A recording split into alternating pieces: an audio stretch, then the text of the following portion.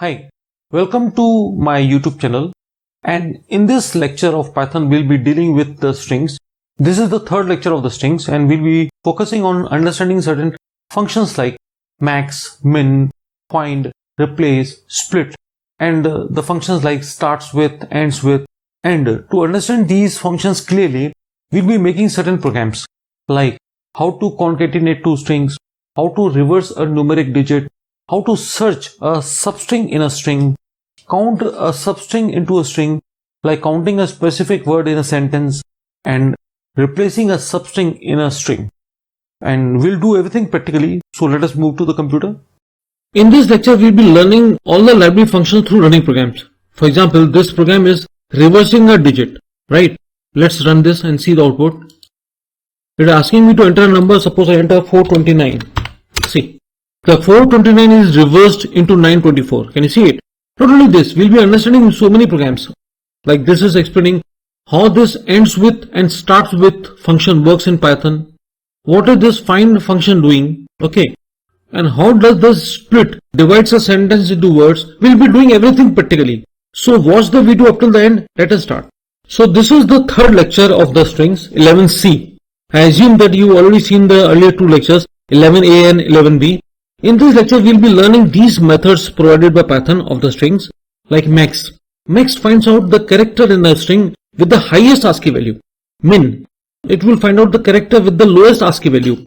We know that all the characters are internally converted into binary, but before getting converted into binary, first they are converted into ASCII, American Standard Code for Information Interchange. Okay. This str function is supposed to convert a numerical into string format. Ends with, it returns a logical value true if a string ends with the specified substring. Starts with function. This method returns true if a specific string starts with the given substring. Find searches for a given substring in a string. If that substring exists in a string, it will get you the index location. Otherwise, it will return -1 value. Split. It divides the entire string into different words, different elements. Replace, as the name suggests, it replaces a substring in a string by the desired substring. Okay. And to understand these functions practically, we'll be making these programs. We'll be learning to concatenate strings. We'll be learning how to reverse a numerical digit. We'll be learning how to count the occurrence of a substring in a string and confirm whether a substring exists in a string, right? We'll be counting the number of words in a sentence also. You can have as many number of white spaces between the words. It will get you the correct answer, okay? And we'll be learning how to replace a substring in a string. We'll be learning these programs and we'll be doing it practically. Let us start with the first program. What is this program doing? It is reversing a number entered by the user. For example, on running this program, user will be asked to enter a number. Suppose user enters 429. It is in string format. By int function, it is typecasted into integer. So n is a numerical variable where this 429 is entered. We wanted to understand the use of str function. That is why it was converted into integer. Str converts any numerical into string format. So this 429, which was in digits, which was in numerical format, is converted into string and assigned to m variable. So m is a string variable and n is a numerical variable. Okay. When this n is assigned to m, every digit in n will be assigned to the respective index location. For example, this 4 will be assigned to m0 index location, 2 will be assigned to m1 index location, and so on. Okay. But this print statement, what will happen? The number in string form is m. M is 429. Okay. So what is the output you get? The number in string format is 429. Its length is len. Len will count the number of memory locations assigned to m. 1, 2 and 3. So you'll get 3 here. The number in string form is 429. Its length is 3 and its first digit is m0. M0 contains 4. So you'll get 4 here. Okay. Now we will understand how to reverse a digit. Okay. M. 429 in reverse is, but is n equal to and nothing in apostrophes, what will happen? The cursor will stand after this is only. If you don't include this end, by default there is a line feed character in print statement. The cursor will come to the next line. But I want that 429 in reverse is 924 to appear in the same row. So that is why I am using end equal to, and in these double apostrophes I am not specifying any digit, any character. Okay. So cursor will stand after is. Now this is a for loop. Okay. I want in reverse. See, I in range, length of m is 3 minus 1. Why you have reduced length by 1? Because the last digit doesn't stand at m3, it is at m2 and the length is 3. Okay, so the value of I will range from 2 till minus 1, so it will go up to 0 only. Okay, the value of I in the first one will be 2, print m2, so you get 9 on the screen. By this end equal to apostrophe apostrophe, cursor will stay just after 9, it won't come to the new line. Okay, see the step value is minus 1, so the value of I will be reduced by 1, so the value of I will become 1 now. Is 1 greater than minus 1? Yes. Print m1, m1 has 2, so 9 and 2 has appeared on the screen. Because the step is minus 1, the value of I will be reduced to 0. Is 0 greater than minus 1? Yes. Print m0, that is 4. After that the value of I will become minus 1, which is not allowed because this minus 1 is the termination condition. Loop will terminate when the value of I will become minus 1. Okay, let us run this program. Let's copy it and in the spider ID I'll paste it. I'm running it. It is asking me to enter a number. Suppose I enter 429. I can enter anything. See, the number in string form is 429, its length is 3 and its first digit is 4. Okay, 429 in reverse is 924. Followed. Now what is this question doing? Here I want to see the benefit of max function and min function. When max is used with the strings, what will happen? It will give you the highest ASCII value. See, the ASCII value of capital A is 65, the ASCII value of capital Z is 90, the ASCII value of lowercase is 97, and that way. That is, the value of A is the smallest ASCII value and value of Z is the highest ASCII value. Okay, so by max what will happen? In the string, the highest character out of A and Z, whichever is the highest, you will get it on the screen. By min you will get the smallest, that is A is considered smallest and Z is considered biggest. You will get the lowest value. Okay, and when you are using numericals, it is very easy to understand that max will find out the maximum value in this list. What is the maximum value? That is 22. And by min function, you will get the minimum of the value, that is 4. Okay, let's run this and you will understand the output.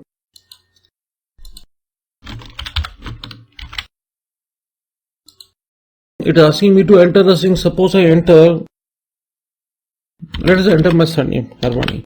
So what is the lowest ASCII value? A here, and highest ASCII value is W. Okay, and what about this values list? See, values in the list here with some random values, max, and when you supply values list here, you will get the maximum value, that is 22, and when you use min function with values list here, you will get the minimum value, that is 4. Okay, see, this is the output. The string entered is Harvani, the maximum alphabetic character is W, obviously. Okay, and the minimum alphabetic character is A, largest value in the list is 22, and the smallest value in the list is 4. Perfect output. This is concatenation symbol. This is a very simple program to concatenate two strings. You got hello world with a space here after exclamation point, which is assigned to S. T has nice day. When you write S plus T plus its concatenation symbol, you get hello world and then nice day attached to it. Okay, you can also explicitly include a space here. You are displaying nice day, then one space, you can have as many number of spaces here, and then T. What this multiplication does, see, whenever you use multiplication in sequences, that is with strings, tuples or list, it will repeat it the specified number of times. This S will be repeated for 3 number of times. That is, this hello world will be displayed thrice. Let's see it. I am copying it, paste it, and I am running it. See, hello world and nice day is displayed through plus symbol. See, there is already a space here after exclamation point. But you can also explicitly include one more space. So you got 2 spaces here, and this hello world is displayed thrice by multiplying it by 3. What are these ends with and starts with function does? We'll understand with the help of a diagram. This program is asking you to enter a sentence. Suppose you enter it's hot. Okay, the original sentence is it's hot will appear. It is understood that when you enter it's hot, I will be assigned to the S0 index location, T will be assigned to S1 index location, and so on. It's obvious. Okay. Now see, what is this ends with doing? Ends with, by the name only it is clear that it wants to find out whether this string S ends with the hot substring. So it will go at the end, it will check whether the ending of this string is with hot. If it is, it will get you the boolean value true, and this if statement will run. Let me tell you that this is very case sensitive. Okay. So if H or T is in small and here also is specified in small, this if statement will result into true and it will run this statement. The entered sentence ends with hot. If I enter H here or any other character here, it won't run. Okay. You can be more precise by specifying the index locations to search for ends with. Like you are telling it, if this string S ends with hot, specifically this hot appears between 4th till 7th index location. 4 is here. See, 7 is exclusive. So from 4 till 6th index location, if hot exists, this logical expression will result into true. 4th index location till 6th index location. Yes, there's a hot here. So this if statement will run and you'll get the output. The entered sentence ends with the word hot. Starts with, obviously, by the name only it clears that it confirms whether a given string starts with the given substring. So what I'm doing is I'm checking if the string S starts with its, again case sensitive. Does it start with its? Yes. So this if statement will run. The entered sentence begins with the word its. You can be more precise by specifying the index location for checking if the string starts with the specified substring. See, you want to confirm whether the string S starts with its, provided this its exists between 0 till 2nd index location. See, this is 3, which is exclusive. So from 0 till 2nd index location, do we have its here? Yes. So this statement will also run. You get the output. The entered sentence begins with the word its. Let's copy it and run whether we get the output desired. Copy it. Enter a sentence. I'm entering its hot. All the 4 if statements have executed. See, you got 4 outputs here. Let's run it again. I wanted to tell you one thing more. Suppose this time I enter its, but while entering hot, I am converting H into uppercase. Now see what happens. Only the 2 begin statements have appeared on the screen because the string doesn't end with hot now, because here you specified hot with the lowercase and what you entered in the string is H with the uppercase. So these 2 if block will not execute and only these if 2 statements will run and you get these output. Okay. What is this question doing? Find. See, find is for searching a substring in a given string. If that substring exists, it will return the index location of that string, else it will returns the -1. Okay. Suppose the question asks, enter the string, I enter its hot, which will be assigned to P. It will display on the screen, the string is its hot. Enter substring, I enter hot, which will be assigned to Q. In the string its hot, is hot appears? If yes, you'll get the location of it. Let's check. Hot appears, and the location from where hot begins is the index location 4. So find will get you the location 4. If you enter hot with the uppercase H, the find will not succeed and it will return the index location -1. Be careful. The cases should also match. Then only it will get you the index location where that substring is found. Okay. So what will happen? This R will get the location value 4. Is 4 equal to -1? No, it will go into S block.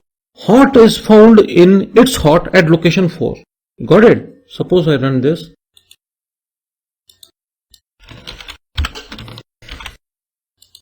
Enter a string. I will enter, just to make it easy to understand, I'll enter the string as its hot. The enter string is displayed. Enter a substring to search. I enter hot. Hot is found in its hot at location 5. Why 5? Because index location is 0 based. So you count it from 1, the first location, second, third, fourth is your white space, and hot begins with 5. So that is why R plus 1 is done, because indexes is 0 based.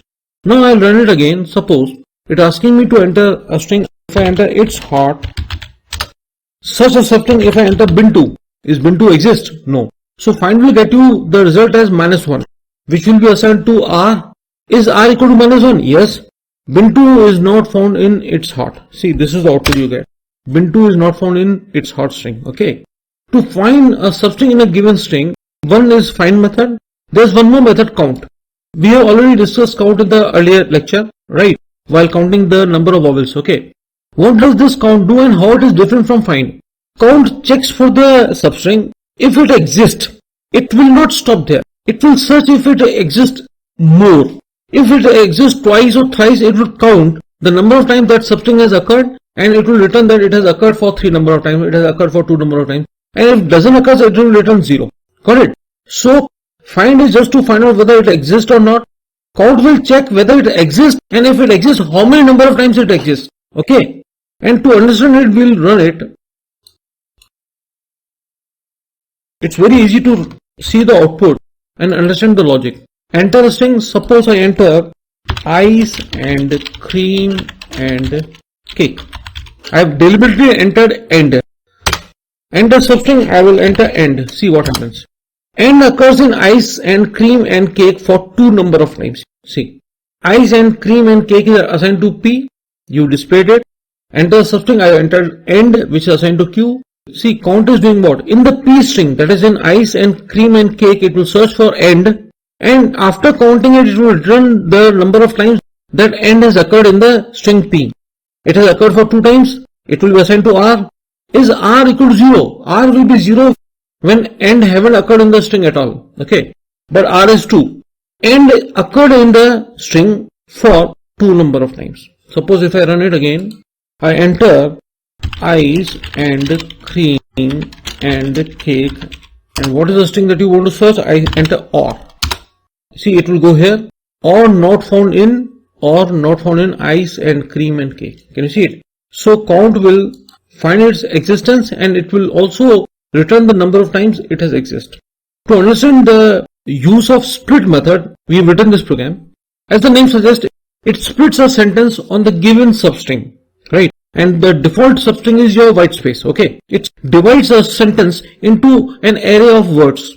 Let us understand through a running program. Enter a sentence. Suppose I enter it's hot today, which will be assigned to the string P. Obviously, every character will be assigned to its respective index location. I will be assigned to P0 location, T will be assigned to P1, and so on. Okay. The sentence entered is it's hot today. It will be displayed on the screen. The words in the sentence are, you are doing what? You are splitting. You are not specifying on what basis you want to split. So the default is your white space. So what will happen? This it's hot today will be splitted on the white space into 3 list elements. So you get 3 list elements. This it's will be enclosed in single apostrophes. Hot again will be enclosed in single apostrophe. All the 3 words will be enclosed in single apostrophes and then enclosed in the square bracket, because the result is in the list format. So the words in the string are it's hot today. This is what you'll get by this print statement. I want to split the P on the basis of white space. By default, it's white space only, okay? And enter the result into U. So U will become the list where the splitted elements have been assigned. See, let me tell you that string is immutable in Python. Immutable means it cannot be modified. See, you want to split it. You cannot split the original string. You can split it, and the result of the splitting can be assigned to another string, another sequence. Okay. So this P is split, and the result cannot be stored in P itself. It is assigned to U. Okay. So what will happen that you will get these results. U0 will get its, hot will be assigned to U1 index location, and this today will be assigned to U2 index location. Okay. The number of words in the sentence are, by finding out length of U, it has 3. Okay. So the number of words in the sentence are 3. You can also display it in the form of the list as it is displayed here. You can also display it row wise, one word in a row, using this for loop. See what you are doing here. The value of for I ranges from 0 till length of U. The length of U is 3. So the loop will go from 0 till 2. The value of I is 0 till U0. So you get it's on the screen. After that, the I will increment to 1. Hot will be displayed on the screen. After that, the value of I will become 2. You will get today on the screen. After that, the value of I will become 3. The loop will terminate. Okay. You can also specify splitting and specifying how many pieces you want. When you write 1 here, splitting will be done once, so you get 2 pieces. When you write 2 here, splitting will be done for 2 times, you get 3 pieces. Remember it. When you write 1 here, you get 2 index locations. When you write 2 here, you get 3 index locations. Okay. So you are splitting P on the white space, and you want how many pieces? 2. So this is what will happen. This it will be assigned to U0 index location. This is split on the space, and this whole lot will be assigned to U1, hot today. Okay. And when you write 2 here, it will go into U0, hot will go into U1, and today will go into U2 location, because 3 parts is made by 2 writing here. So this is the output you get. You can also split on any character, like I am splitting this P on the basis of T. Wherever T will occur, it will split. Okay. So T is occurred over here. So this location, this I will go into U0. T will not go anywhere. Now it will split the sentence wherever the T appears again. Okay. See, S space H O, again T has appeared. So this lot will be assigned to U1 index location. This T won't be used anywhere. Now from here it will start and it will extract up till another T occurs.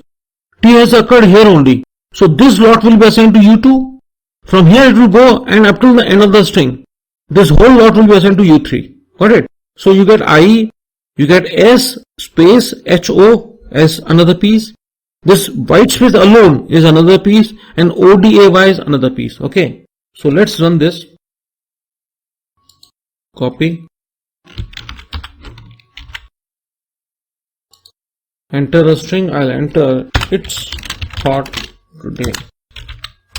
See, the sentence is it's hot today because of this P statement. But P dot split, you got the list element. You can see that it is enclosed in square bracket. The number of words is 3 because the length of U is 3. The words in the entire sentence used for loop to display one word in a row. See, sentence after splitting into two parts. It was one part and hot today was another part because you wanted two parts to be done here. This and this will split the sentence P into three parts. Okay. Sentence is split into following three parts, it's and hot and today. And this is when you split on the occurrence of T. See, I was there, is HO was there, and there was a white space and ODAY. Okay. The last program is how to replace it with a specific thing. We'll understand it by running it directly on the machine. Enter sentence. Suppose I enter ice and cream and cake. Okay. So see what happens. The original sentence is ice and cream and cake. The sentence after replacing all. See, what is this replace doing? See, this replace method is doing what? It is replacing all the occurrence of A with hash mark in the string T. In T it is ice and cream and cake. It will replace all occurrence of a character by another character. So wherever this A has occurred, see, ice and A is replaced by hash. In this cream, A is replaced by hash, and this A is replaced by hash, and in the cake, this A is replaced by hash. Can I replace only the character? Can I replace a substring also? Yes. To replace, you can replace end the substring by or. See the output here. The sentence after replacing all end by or is ice or cream or cake. So the replacer not only replaces a desired character by another character, you can replace a substring by desired substring also. You can also specify how many replacement you want. See, you are asking to replace A, only the first three occurrences of A you want to be replaced. You don't want to replace fourth and above. Okay. See, after replacing the A for the first three times, see what happens. Ice, this A is replaced first. This cream A is replaced. This and A is replaced. This fourth A in cake is not replaced at all because you specified that how many replacement you want. You want only 3. If you followed this lecture, please subscribe to my channel, share the video with your friends, and do write your comments. I need your comments to understand what kind of programs you want me to write on. Thanks for watching the video. Have a nice day.